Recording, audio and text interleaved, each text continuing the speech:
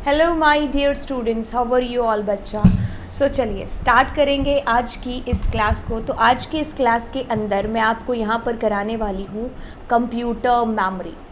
Computer memory कितना important है मैं आपको यहाँ पर जो भी टाइप्स है मेमोरी के, प्राइमरी मेमोरी हो गया, देन आपको यहाँ पर सेकेंडरी मेमोरी, सारे टाइप्स यहाँ पर हम लोग आज की क्लास के अंदर वन शॉट में देखेंगे। तो उसको देखने से पहले बच्चा यहाँ पर something about my new courses on Unacademy. तो 2022 यानी कि इस साल जो बच्चे 11th या 12th में गए हैं तो उनके लिए एक वाओ न्यूज़ है। वो न्यूज़ ये कि मेरे 5 कोर्सेज़ हैं जो लॉन्च हो चुके हैं अनअकैडमी के ऊपर। जैसा कि आपको पता है मैं अनअकैडमी के ऊपर वेरीफाइड प्लस एजुकेटर हूँ। तो अगर मैं आपको अपनी प्रोफाइल दिखाऊं तो येस, आप लोग प्ले स्टोर से अनअकैडमी की ऐप डाउनलोड कर सकते हो, अदरवाइज़ आप लोग वेबसाइट के थ्रू भी मेरे तक पहुंच सकते हो। ठीक है, तो येस मैं 11th और 12th को CSIP पढ़ाती हूँ। बहुत सारे बैचेस आपको देखने को मिलेंगे। अब जो बच्चे नए हैं बच्चा, वो लोग स्पेशल क्लास यानी कि फ्री क्लास ले सकते हैं। अगर आपको स्पेशल क्लास फ्री क्लासेस अच्छी लगती हैं तो अच्छी लगती आप लोग प्लस के ऊपर आ सकते हो। ठीक है, तो बच्चा हो सकता है कि आप नए बच्चे हो तो आपको जब भी आप किसी स्पेशल क्लास के अंदर जाओ तो आपसे यहाँ पर कोड मांगा जाए, अगर आप नए बच्चे हो तो। ठीक है, तो अब वो कोड क्या फिल करना है मैंने अपनी प्रोफाइल में डाल रखा है कि वो कोड आपको लवजीत अरोरा या LA लाइव फिल करना है। ठीक है, ये कोड आपको हेल्प करेगा। ये रेफरल कोड होता है। ये कोड आपको हेल्प करेगा स्पेशल क्लासेस एक्सेस करने के लिए। ये कोड आपको हेल्प करेगा प्लस क्लासेस लेने के लिए। प्लस क्लास यानी कि आप प्लस का सब्सक्रिप्शन यहाँ पर बाय करोगे। ठीक है, तो चलिए अब वो बाय करोगे तो बच्चा आप लोग वहाँ पर मेरा नाम यूज़ कर सकते हो, LA लाइव या लवजीत अरोरा। ऐसा क्यों? क्योंकि आपको 10% का डिस्काउंट है जो इससे मिल जाएगा। ठीक है, आपका जितना भी अमाउंट होगा उसमें आपको 10% का डिस्काउंट है जो मिल जाएगा। ठीक है, तो this is all about it मेरे अपकमिंग बैचेस के बारे में। तो एक बार फिर से मैं आपको बैचेस दिखा दूँ। ये बैच जो मेरा आ रहा है that is for class 12th CS के लिए रिकर्जन हम लोग करेंगे। बट रिकर्जन को करने से पहले यहाँ पर हम लोग वर्किंग विद फंक्शन के साथ में चलेंगे। ये मेरा 4 मई को स्टार्ट हो रहा है कोर्स। फिर 5 दिन का कोडिंग कैंप है, ये क्लास 11th के लिए है। ठीक है, और यहाँ पर क्लास 12th IP के लिए पैंडाज हम लोग शुरू करेंगे। फिर अगर मैं बात करूँ 11th क्लास की तो 11th के लिए हम लोग बिल्कुल लेवल 1 वाली प्रोग्रामिंग है जो कर रहे हैं यहाँ पर। ठीक है, लेवल 1 वाली programming, right. So this is totally about my new batches. ठीक है, नए batches. So really it's a wow news for my students. हाँ, तो चलिए अब आपको पता चल गई चीज़ें। अब हम यहाँ पर अपने टॉपिक की शुरुआत करते हैं। सो टॉपिक बड़ा ही प्यारा और बड़ा ही सीधा सिंपल टॉपिक है, कंप्यूटर मेमोरी। अगर कंप्यूटर की मेमोरी को हम यहाँ पर समझें तो उसको समझने से पहले हम ज़रा अपनी मेमोरी के बारे में थोड़ा सा समझ लेते हैं, ज़्यादा नहीं।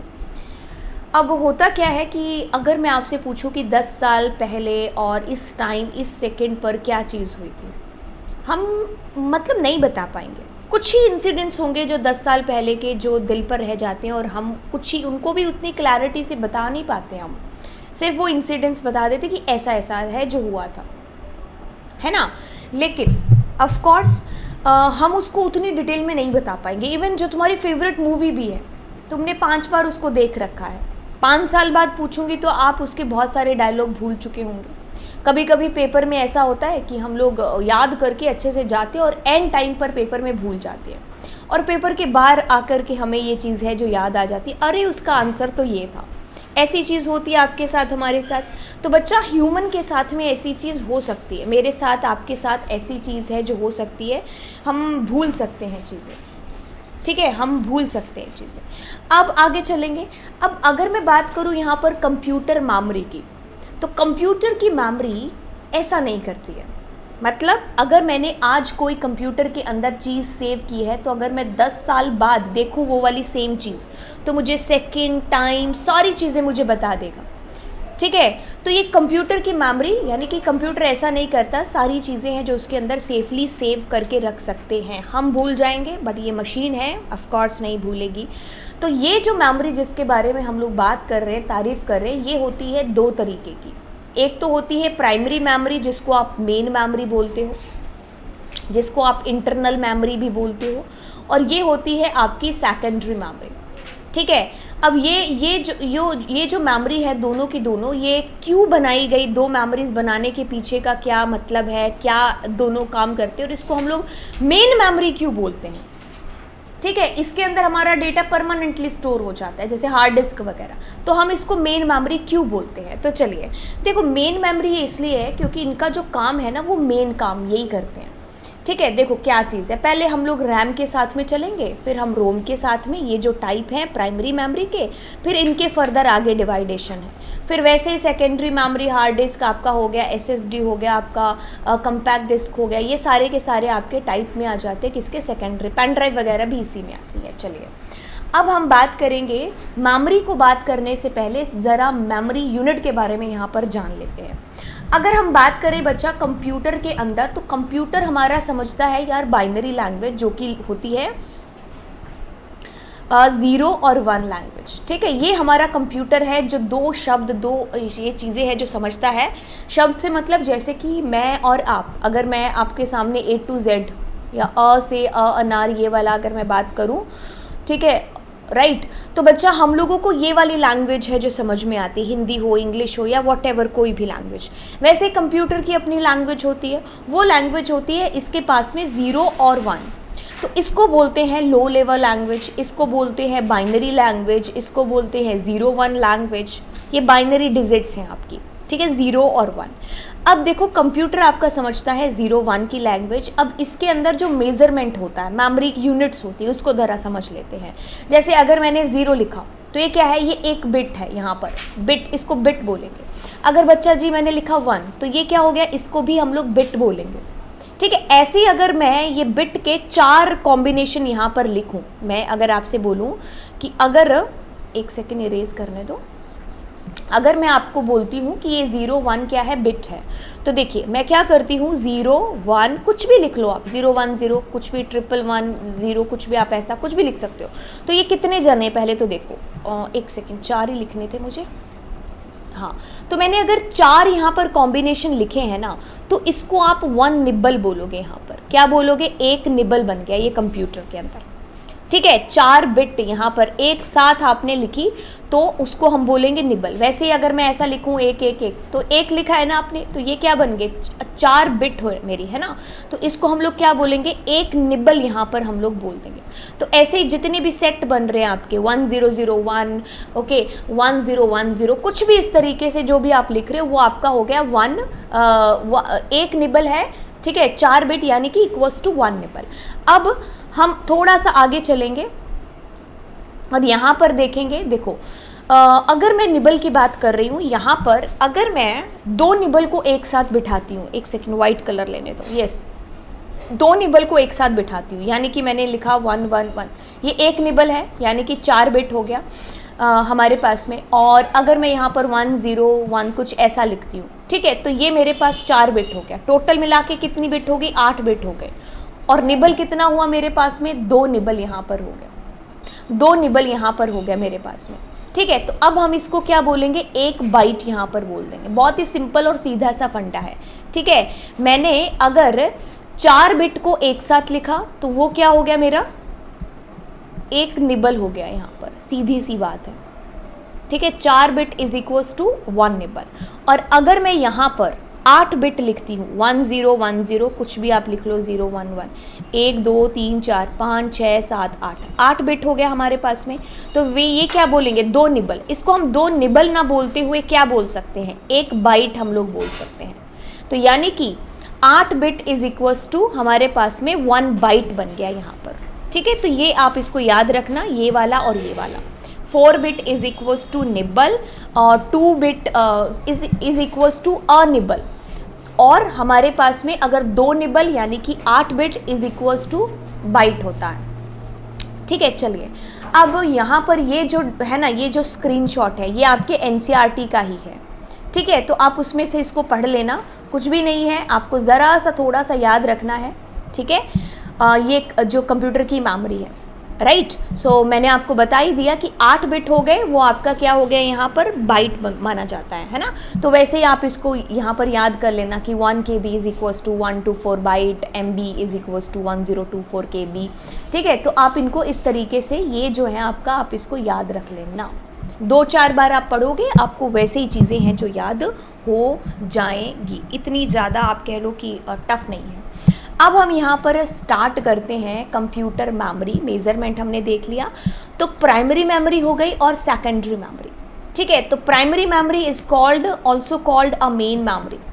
अब ये मेन मेमोरी क्यों है, जब हम रैम और रोम के कंसेप्ट को समझेंगे तब आपको मेन का भी मतलब समझ में आ जाएगा। रैंडम एक्सेस मेमोरी होता है रैम, और रीड ओनली मेमोरी होता है रोम। तो कुछ इस तरीके से आपकी जो मेमोरी है रैम आपको दिखती है। आपने अपने पीसी वगैरह में देखा होगा, है ना। लैपटॉप वगैरह में तो हम नहीं देखते हैं, जब असेंबल होते हैं तब आपने देखा होगा। तो रैम को ना यहाँ पर बच्चा वॉलेटाइल मेमोरी भी बोला जाता है। ऐसा क्यों बोला जाता है इसको वॉलेटाइल मेमोरी?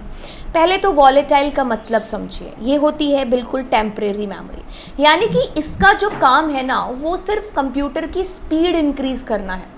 इसके अंदर आप कोई चीज़ परमानेंटली स्टोर नहीं कर सकते। जब तक इसके अंदर पावर रहेगी तब तक आपका डेटा रहेगा, पावर चली गई तो आपका डेटा भी चला गया।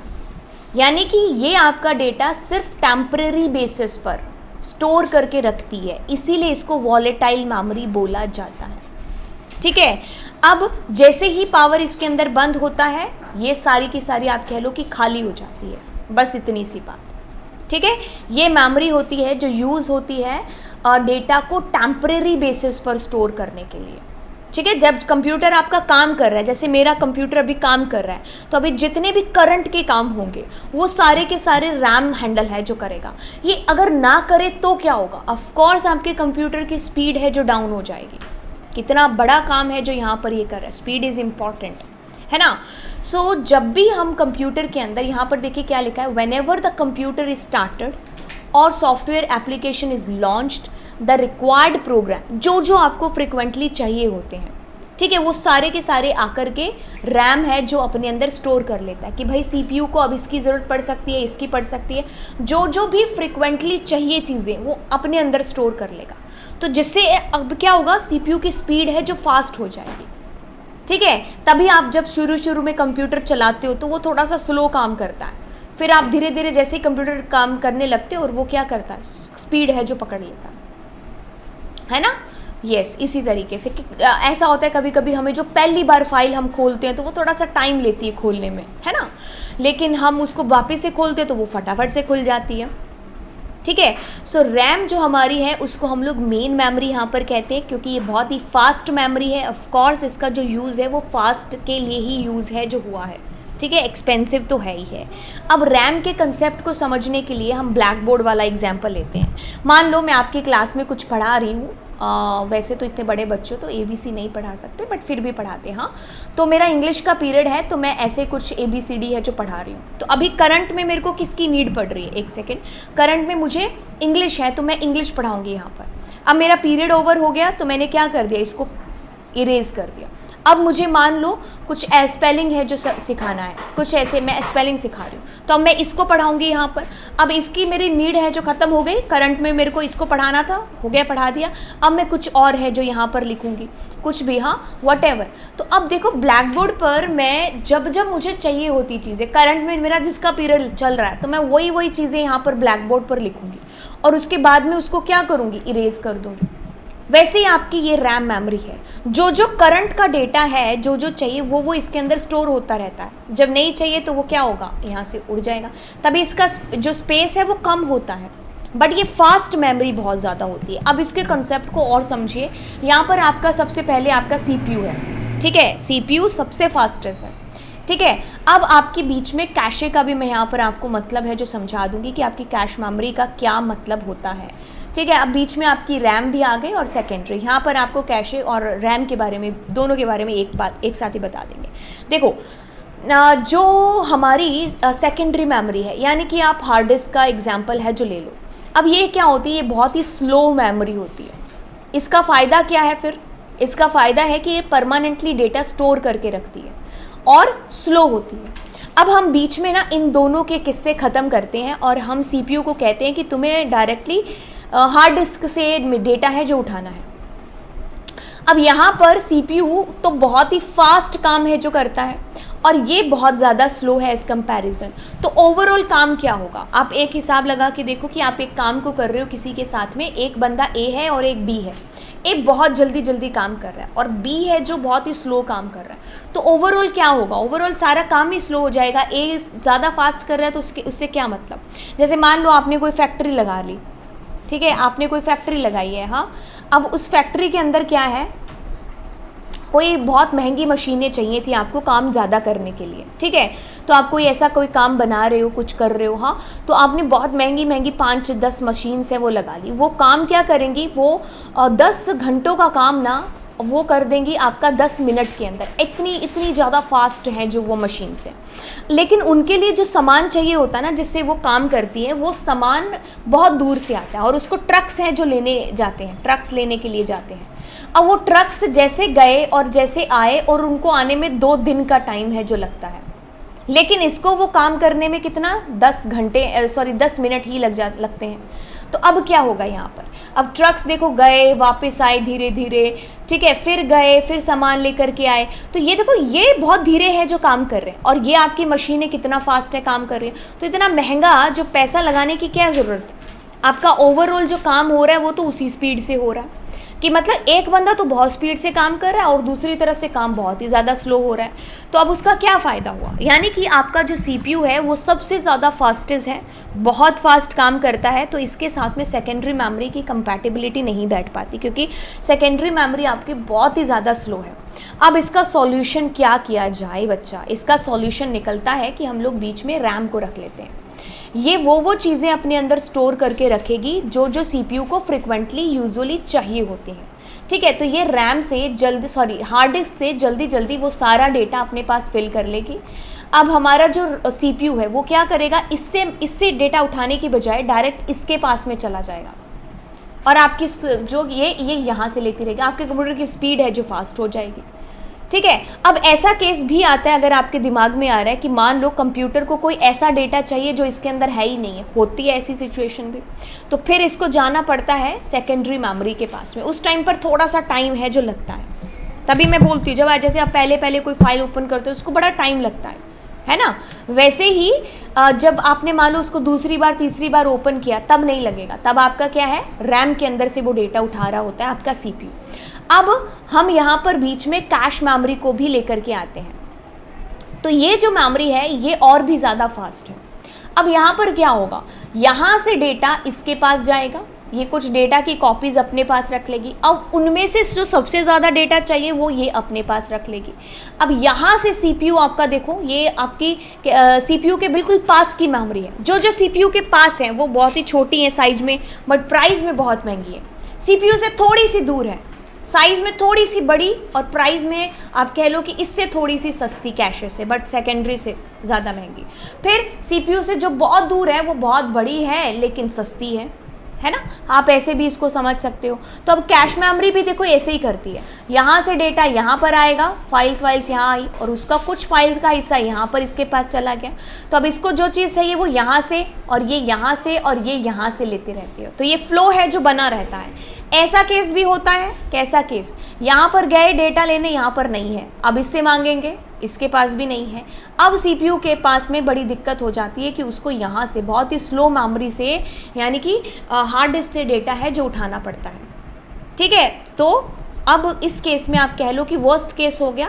तो इस केस में जो है स्पीड है जो स्लो होगी, बट इतनी देर में, जितनी देर में सीपीयू ने इससे डेटा उठाया उतनी देर में इसने उसी डेटा की कॉपीज़ हैं जो अपने पास में रख ली। अब अगली बार अगर जब सीपीयू को डेटा चाहिए तो अगली बार वो सेकेंडरी मेमोरी के पास नहीं जाएगा, अब वो कैश के पास में या फिर रैम के साथ से ही जो डेटा है वो लेगा, ठीक है। तो देखो अब यहाँ पर इन दोनों का रोल क्या है, स्पीड, जो मेन फोकस है वो स्पीड के ऊपर है। तो इनका जो कह लो कि मेन एडवांटेज है वो हमारे सीपीयू, क्योंकि ये बहुत फास्ट काम कर रहा है। अब इसके साथ कंपैटिबिलिटी बिठाने के लिए हमें बंदे भी तो वैसे ही रखने चाहिए ना, है ना, ये तो बहुत स्लो है, ठीक है। तो ये आपका मेन काम हो गया किसका, सीपीयू का यहाँ पर। अब हमारे पास CPU का, या फिर आप कह लो रैम का, या कह लो कैश का, या आप कह लो सेकेंडरी मेमोरी का। ठीक है, चलिए अब आपकी जो रैम होती है बच्चा, ये दो तरीके की होती है, स्टैटिक रैम होती है और एक डायनामिक रैम होती है। दोनों के बीच में जो आपको डिफरेंस है जो यहाँ पर पता चलेगा, वो डिफरेंस क्या है कि आपकी जो स्टैटिक रैम है ना, उसको बार बार रिफ्रेश नहीं होना पड़ता है। यहाँ पर डायनामिक रैम है जो, ये बार बार अपने आप को रिफ्रेश करती रहती है। अब ऐसे में देखो क्या होगा, अगर मैं पिछले वाले एग्जाम्पल की तरफ जाऊँ यहाँ पर, तो देखो अब अगर मान लो यहाँ पर डी रैम है, ठीक है, हम इसको बीच में एक बार हटा देते हैं, तो यहाँ से डेटा यहाँ पर फैच होने के लिए जाता है, बट होता क्या है कि उस टाइम पर ये रिफ्रेश हो रही होती है। ठीक है, और इसके अंदर कोई डेटा नहीं है, तो अब CPU क्या करेगा, वेट करेगा। CPU क्या करेगा, या तो वेट करेगा और नहीं तो वो क्या करेगा, सेकेंडरी मेमोरी से आपका डेटा है जो फैच करके ले आएगा, है ना। तो देखो स्लो हो गया। अब ये बार बार क्या करेगी, अपने आप को रिफ्रेश करेगी। अगर मान लो CPU इसके बाद में तब पास में तब आ रहा है जब ये रिफ्रेश हो रही है, तो ये बार बार अपने आप को खाली है जो करती रहती है। बट स्टैटिक के केस में ऐसा नहीं होता, स्टैटिक में डेटा स्टैटिक ही रहता है, वो रिफ्रेश नहीं होता है, तो इसीलिए इसका काम भी ज़्यादा फास्ट हो जाता है, किसका, स्टैटिक का, as comparison to D RAM का यहाँ पर। ठीक है, तो एस रैम और डी रैम, यूजुअली हम लोग आज की डेट में एस रैम का यूज़ ही है जो करते हैं। अब बात करेंगे रोम के बारे में। रोम आपकी होती है नॉन वॉलेटाइल। वॉलेटाइल मतलब जिसमें टेम्परेरी बेसिस पर डेटा रहता है। वॉलेटाइल, नॉन वॉलेटाइल मेमोरी जिसके अंदर आपका डेटा टेम्परेरी नहीं है, परमानेंटली स्टोर रहता है। रोम के अंदर का डेटा आप इरेज नहीं कर सकते हो। इसमें आप कह लो कि ऑपरेटिंग सिस्टम के जो टास्क होते हैं, बहुत इंपॉर्टेंट जो आपकी फाइल्स होती है, क्रूशियल फाइल जो आपके सिस्टम को, कंप्यूटर को, CPU को चलने के लिए मदद करती हैं। आपने पावर बटन ऑन किया कंप्यूटर का, अब उसके बाद में क्या प्रोसेस है जो स्टार्ट होती है, जो बायोस के जितने भी टास्क होते हैं, जो भी आपका ऑपरेटिंग सिस्टम, ये सारी चीज़ें आपके पास में रोम के अंदर ही है जो स्टोर होती हैं। ठीक है, तो इसके अंदर हम कोई अपनी फ़ोटो या कुछ भी सेव नहीं कर सकते। ठीक है, हम अपना कोई पर्सनल डेटा नहीं सेव करते, हम हार्ड डिस्क, पेन ड्राइव्स के अंदर ही सेव करते हैं। इसके अंदर जो डेटा आपका सेव होता है वो हमारा क्रूशियल इन्फॉर्मेशंस हो जाती हैं। ऑपरेटिंग सिस्टम के लिए बूटिंग वाले जो काम है वो सारे के सारे रोम के अंदर स्टोर होते हैं और वो परमानेंटली स्टोर होते हैं। ठीक है, अब इसके अंदर अगर लाइट चली भी जाए तो भी क्या आपका ऑपरेटिंग सिस्टम, आप जब जब कंप्यूटर को ऑन करते हो क्या तब तब आप करते हो, नहीं ना, तो वो सारी चीज़ें क्या है इसके अंदर स्टोर रहती हैं। तो ये नॉन वॉलेटाइल मेमोरी हो गई। अब हमारे पास रोम के टाइप हो गया, रोम हो गया, programmable read only memory. So ये it can be programmed by the user. Once programmed data, the data and the instruction can not be changed. ठीक है, तो only one time can be program, इसके अंदर हम change नहीं कर सकते। अब आती है EPROM, इरेजेबल। तो इसको ये भी मेमोरी, इसके अंदर नाम से क्या पता चल रहा है, इरेजेबल है, इरेज कर सकते हैं। ये अल्ट्रा वायलेट लाइट के साथ में इरेज होती है। बट इसमें क्या चीज़ होती है कि हमें मान लो इतना हिस्सा है जो इरेज करना है, बट ये क्या करेगा, सारा बाकी का जो पार्ट है वो भी आपका इरेज कर देगा। तो इससे टाइम भी बहुत ज़्यादा है जो लगता है। इसीलिए electrically erasable programmable read only memory. तो इसमें क्या है, अगर आपका इतना हिस्सा आपको डिलीट करना है या इरेज करना है तो ये इतना ही इरेज करेगी, बाकी नहीं करेंगे। तो ये फास्ट है एज कंपैरिजन टू EPROM। ठीक है, तो ये फास्ट है। फिर अगर आप और ज़्यादा जाओगे तो आपके पास में फ्लैश EEPROM आ जाएगा, आपके पास में मास्क रोम आपको देखने को मिलेगा अगर आप इसके डीप के टाइप्स के अंदर जाओगे। बाकी आप ये 2-3 टाइप है जो पेपर में लिख सकते हो, आपको इतने डीप लेवल से रोम के बारे में नहीं पूछा जाएगा। कैश मेमोरी जो मैंने आपको बता ही दी है, ये आपकी मेमोरी क्या होती है, अब बहुत ही फास्ट होती है। जो आपका प्रोसेसर है आप कह लो कि उससे ज़्यादा फास्ट नहीं होती है, बट ऑफकोर्स फास्ट होती है आपके प्रोसेसर के साथ में कंपैटिबिलिटी बिठाने के लिए, है ना। तो ओवरऑल इसका यूज़ हम कंप्यूटर में स्पीड को फास्ट करने के लिए ही करते हैं। इसका साइज बहुत छोटा होता है बट ये बहुत एक्सपेंसिव होती है। ठीक है, तो चलिए अब हमने ये चीज़ें समझी। अब हम सेकेंडरी मेमोरी के बारे में समझते हैं। सेकेंडरी मेमोरी की ज़रूरत हमें क्यों है। देखो, इससे तो स्पीड फास्ट नहीं होती है, बट एक चीज़ आपने सोची कि मैं हमेशा स्पीड की तरफ देखूँ तो मैं डेटा कहाँ सेव करूँगा। अब मेरे को मान लो पीपीटी है, मैं आपको पढ़ाऊंगी, तो क्या मैं उसी टाइम बना के उसी टाइम पढ़ाऊंगी? दूसरी बार मुझे पढ़ाना होगा तो क्या मैं दूसरी बार पीपीटी बनाऊंगी? तो बच्चा ऐसा होता है ना कि ये सारी जो चीज़ें मुझे सेव करनी होती है तो मैं अपनी हार्ड डिस्क में यहाँ पर सेव करती हूँ। तो ये हमारी मेमोरी होती है जो वॉलेटाइल नॉन वॉलेटाइल मेमोरी होती है, ठीक है। प्राइमरी मेमोरी यानी कि जो आपकी रैम है वो आपकी कह लो कि वॉलेटाइल है, रोम नहीं है, ROM is a non volatile. और ये जो सेकेंडरी मेमोरी है वो भी आपकी नॉन वॉलेटाइल है, यानी कि परमानेंट डेटा है जो आपका स्टोर होता है, ठीक है।